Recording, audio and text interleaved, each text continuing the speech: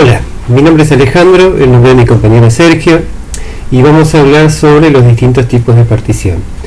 Como para tener una analogía, vamos a suponer que tenemos una estantería en la que queremos crear una biblioteca personal. Vamos a almacenar los libros. Aprovechando las dos divisiones que tenemos, vamos a guardar los libros de matemática de un lado y los libros de historia en el otro. Hagamos de cuenta que tenemos 8 libros de matemática y 16 libros de historia. Fíjense que los vamos a acomodar a cada uno en su lugar, ¿sí? Los libros de matemática en donde dice matemática y los de historia en el sector de historia. No podemos mezclarlo. Ahora, si tenemos libros de otras materias, ¿qué pasaría?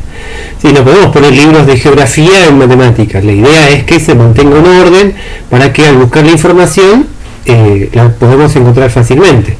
Esto nos genera un espacio desperdiciado bastante grande. Fíjense que al no poder guardar otros libros ahí, vamos a desperdiciar mayor cantidad de espacio. Lo que podemos hacer para solucionar esto es generar nuevas divisiones. ¿Ven? Podemos hacer 4 divisiones o 6 divisiones.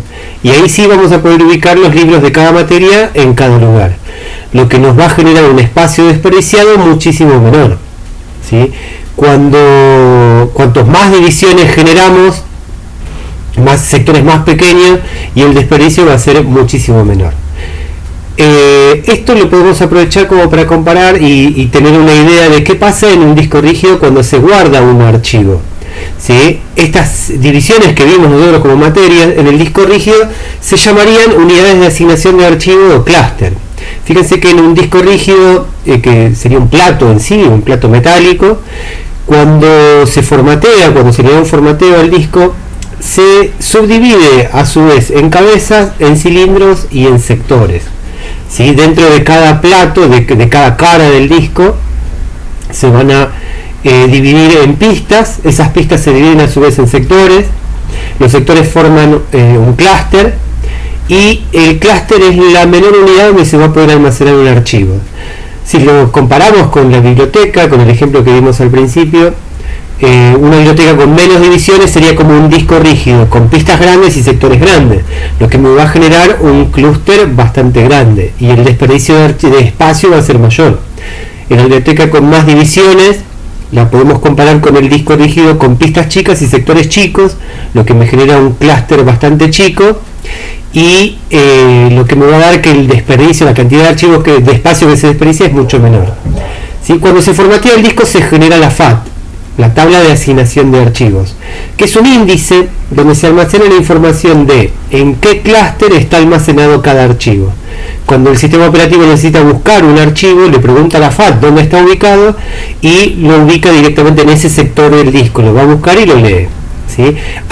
La FAT hace el trabajo que hicimos nosotros cuando ordenamos los libros en la biblioteca, ¿sí? Es como si fuera el bibliotecario del disco rígido.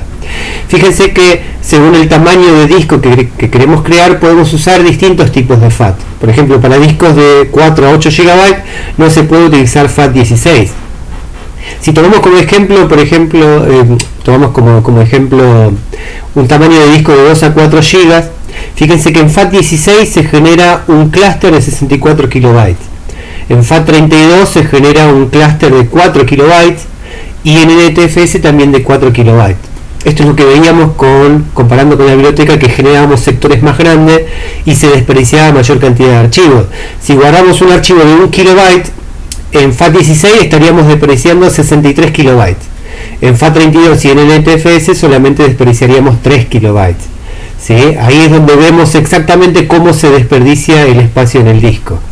Ahora vamos a hacer un ejercicio, vamos a continuar en el video, para que ustedes vean qué pasa cuando se graba un archivo en disco, cómo se desperdicia el espacio. Bien, ahora vamos a ver cómo se utiliza el comando diskpart. Para eso vamos a abrir una ventana de comandos. Si presionan la tecla de Windows y la R, aparece directamente el comando ejecutar. Ahí van a escribir cmd y dan a aceptar. En esta ventana de comandos vamos a usar el comando diskpart. Bien. Fíjense que se abre una nueva ventana de comandos, pero esta es especial porque En la otra son los comandos típicos de DOS y en esta tiene una lista de comandos especiales que se utilizan para trabajar con unidades de disco. Si escriben la palabra help, les va a dar una lista con todos los comandos que pueden utilizar dentro de esta ventana de comandos. Bien, por ejemplo, ¿qué podemos hacer con esto? Vamos a escribir list disk. Bien, como su nombre lo indica, nos va a dar una lista con las unidades de disco que hay disponibles en nuestra computadora. Fíjense que el disco 0 es un disco de 300 GB, en el cual hay disponibles 35 GB. Esta es la unidad donde está instalado el sistema operativo, o sea, esa unidad no la podemos tocar. Si hacemos algo, borramos y podemos parar el sistema. El disco 1 es un disco que tengo para pruebas. Entonces vamos a seleccionar ese disco. Select Disk 1. Doy Enter. Y ahora el sistema me dice, el disco 1 es ahora el disco seleccionado. Perfecto. Bien. Vamos a ver qué tenemos aquí adentro. Fíjense que si yo escribo list solo, sin nada, me va a dar una ayuda de qué comandos puedo usar dentro del comando list, o qué parámetros puedo utilizar dentro del comando list. Si hago list disk, me muestra las unidades de disco. List partition muestra las particiones que hay en el disco seleccionado, que en este caso el disco seleccionado para nosotros es el disco 1. Volumen muestra los volúmenes que hay dentro de una partición. Y si tenemos discos virtuales los vamos a ver con list bdisk. Bien, vamos a hacer list partition. Perfecto. Fíjense que en este disco ya hay creadas 3 particiones. En realidad el trabajo que vamos a hacer ahora es crear esas 3 particiones. Así que para poder hacerlo desde cero, teniendo seleccionado el disco 1, que es lo que hicimos anteriormente, select disk 1, vamos a escribir el comando clean.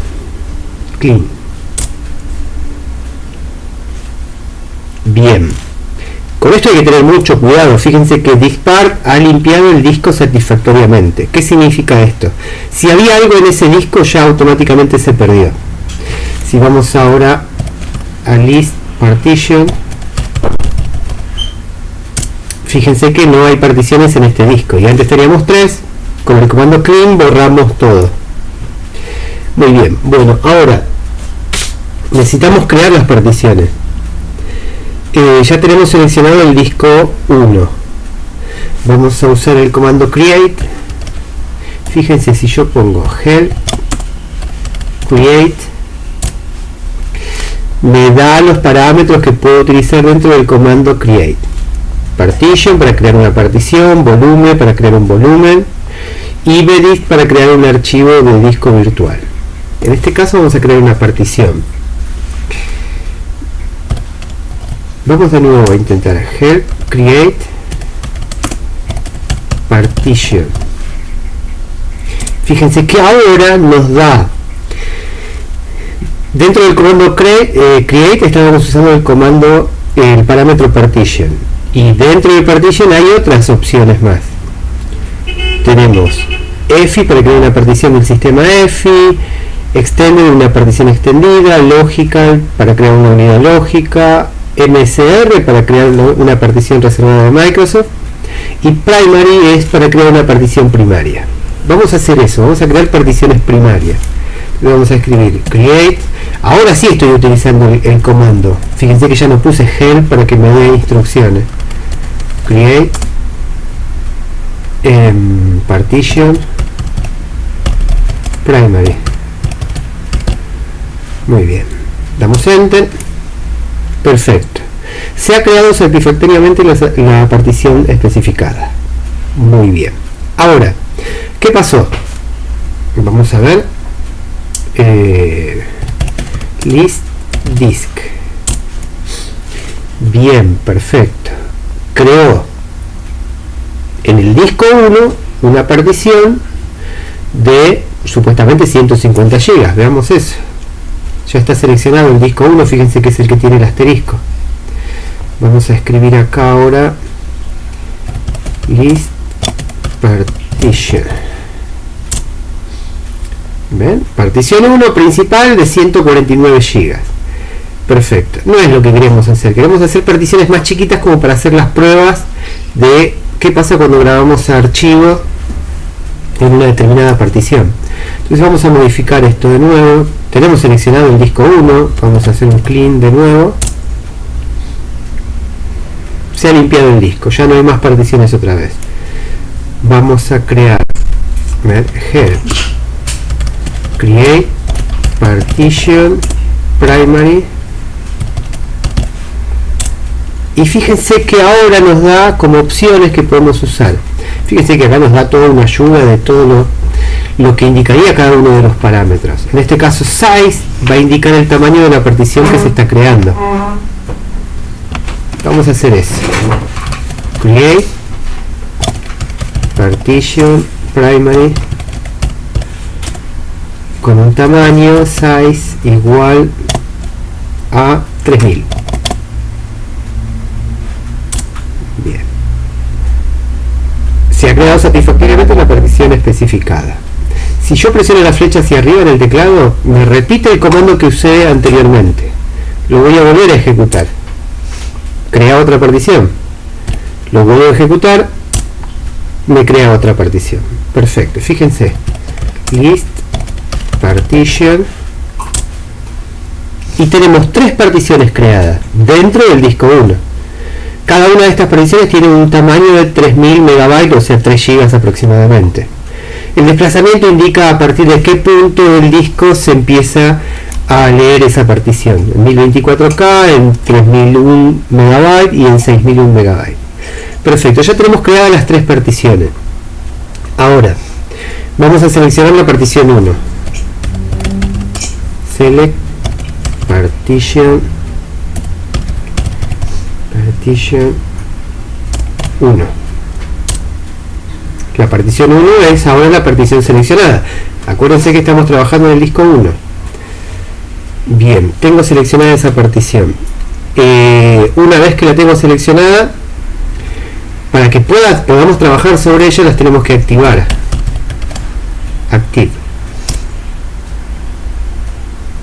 Disk part marca la partición actual como activa. Perfecto. Una vez que está activa, le tenemos que dar el formateo. A esta partición la vamos a formatear. Vamos a ver el comando help format. Fíjense, en el comando format dentro de diskpart se puede usar de la siguiente manera. La sintaxis va a ser la siguiente: format fs va a indicar el tipo de partición que se está utilizando, el tipo de FAT o el file system, el sistema de archivo.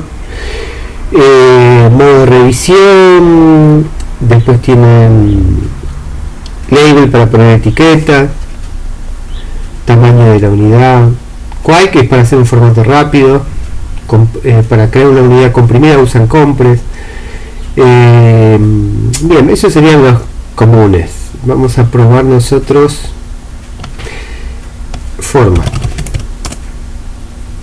fs igual, vamos a usar exfat y lo vamos a hacer en formato rápido, Quake. Perfecto, damos enter, 100% completado, y formateó el volumen correctamente. Perfecto. Ahora vamos a seleccionar partition 2. Se selecciona la partición 2, la activamos porque esta no la habíamos activado, y la formateamos. Format fs, le vamos a poner el sistema de archivos FAT32 y lo vamos a hacer en modo rápido. Damos enter, formateada. Hacemos lo mismo, select partition 3. Muy bien, y formateamos. Format fs igual ntfs, que es digamos el tipo de sistema de archivos más uno de los más nuevos. fs Quake, para usar el formato rápido. Bien, ya están formateadas las tres particiones. Ahora hay que asignarle una letra de unidad, entonces vamos a ir de nuevo, select partition 1 y le vamos a asignar una letra de unidad. El comando assign nos permite hacer eso. Fíjense, se asigna una letra de unidad y automáticamente Windows la abrió como la unidad D. Vamos a cerrar un minuto este. Bueno, esta ventanita cerramos acá. Vamos a seleccionar select partition 2 y vamos a asignar también, se le asigna la unidad E. Perfecto, otra vez. Y ahora vamos a select partition 3 assign y tenemos creada la partición G. Perfecto. Bueno, para salir de Diskpart usan el comando exit, vuelve a la ventana de comandos normal de Windows, exit.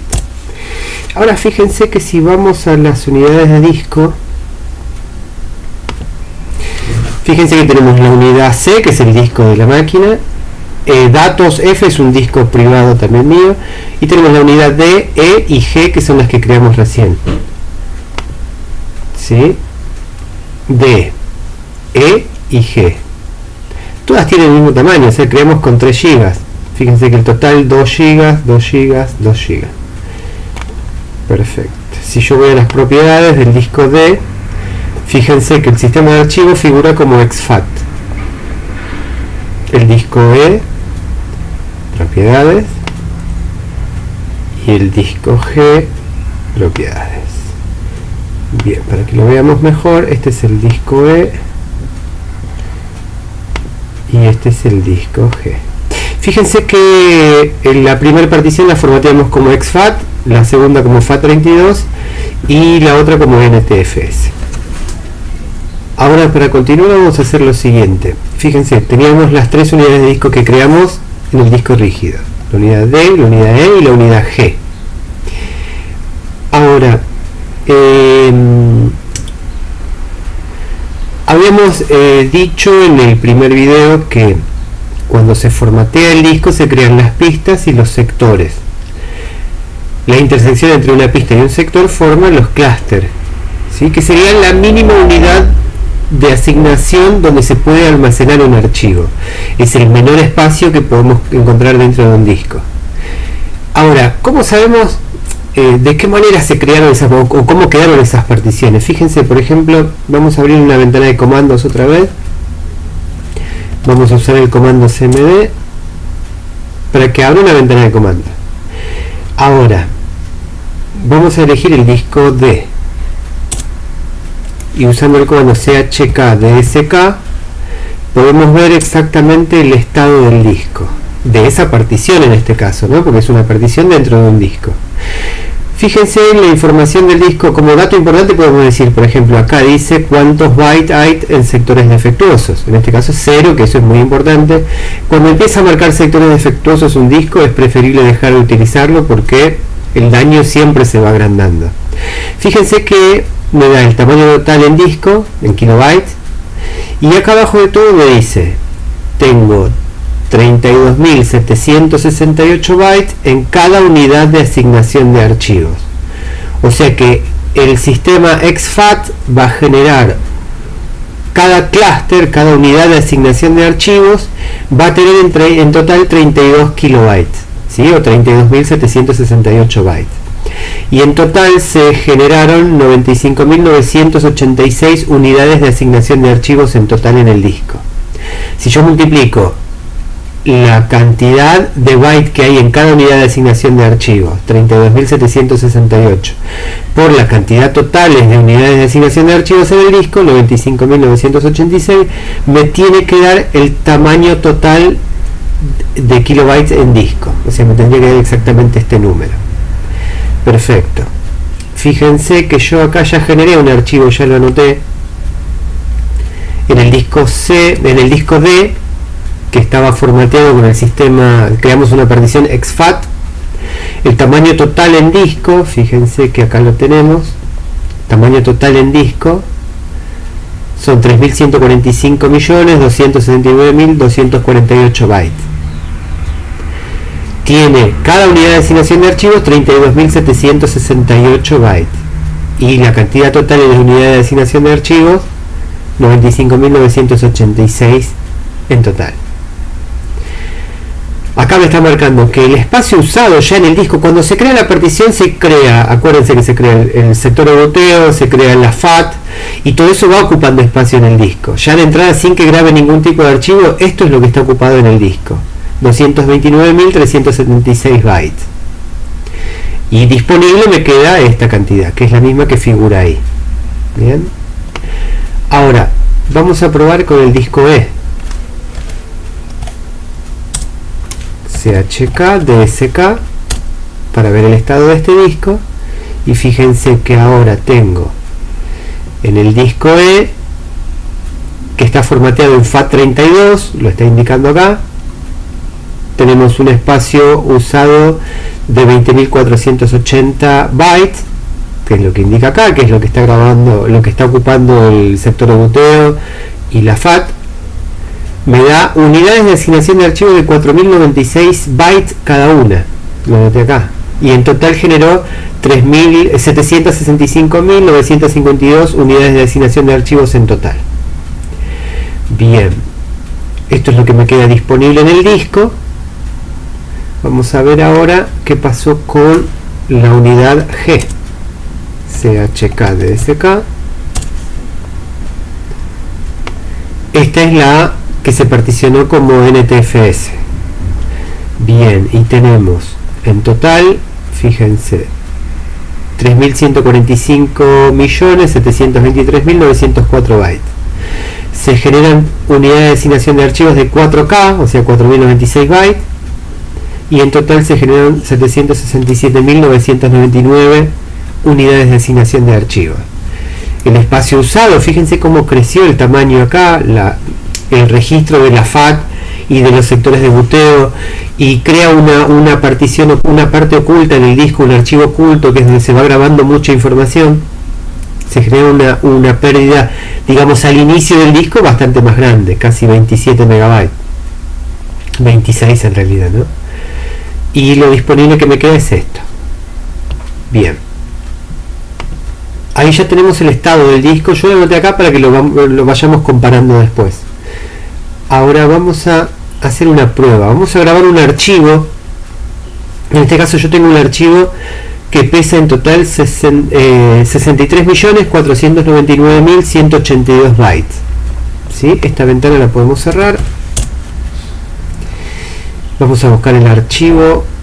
Lo tenemos grabado acá en la carpeta videos. Es este archivo de acá. Bien. Control C para copiarlo. Voy a ir al disco D y lo voy a pegar. Control V, corta. Se pegó. Perfecto. Voy a hacer exactamente lo mismo en las otras dos unidades.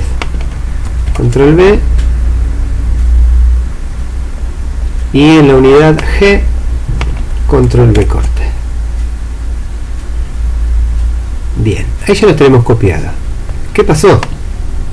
Vamos a hacer clic en cada uno para que se actualicen. Fíjense cómo cambia la torta. Va a bajar el tamaño disponible, el espacio usado aumenta y baja el disponible en los tres casos. Bien. Supuestamente, si yo hago la cuenta del disponible que tenía antes de copiar el archivo y le resto el tamaño del archivo, el disponible que debería quedar es este que yo anoté acá abajo, en cada una de las líneas. y en realidad me quedaron, fíjense, en este quedaron 3.081.535.488. En el disco E me quedaron 73.818.624, y en el disco G quedaron 3.054.882.816. Si yo resto lo que debería quedar menos lo que quedó, me va a dar una diferencia en el primer caso de 5.202 bytes, en el segundo caso una diferencia de 1.106 bytes, y en el tercero también lo mismo. Ahora, ¿por qué es esta diferencia? Acuérdense que nosotros cuando explicamos cómo se formaba la FAT, lo habíamos comparado en el caso con una biblioteca, en cada clúster, ¿sí?, cuando no se llega a ocupar completamente todo el espacio que queda libre, quedaría desperdiciado. En el caso de exFAT se genera un clúster, una unidad de asignación de archivos bastante grande, fíjense que es de 32 kilobytes. El desperdicio es mayor. En el caso de FAT32 o NTFS, el tamaño de cada unidad de asignación de archivos es de 4096 bytes, lo que genera un clúster mucho más chiquito. Entonces el desperdicio es mucho menor. ¿Está? Esa es la diferencia que tenemos que tener en cuenta en el tipo de unidad en el tipo de partición que creamos cuando vamos a usar una unidad de disco. Igualmente, bueno, como lo vimos en el primer video, dependiendo del tamaño de partición que queramos crear, podemos usar un determinado tipo de FAT, ¿tá? Ya sea si lo usamos en un pendrive, en un disco rígido o en lo que eran los disquetes de antes, que ahora ya no se utilizan más.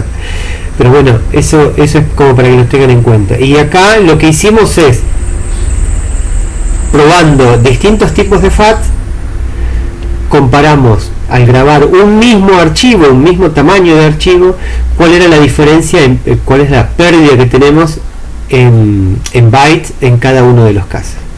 Bueno, espero que les haya gustado el video, que lo hayan entendido, y ante cualquier consulta cuentan con una bibliografía que está recomendada como para que puedan ir buscando más información.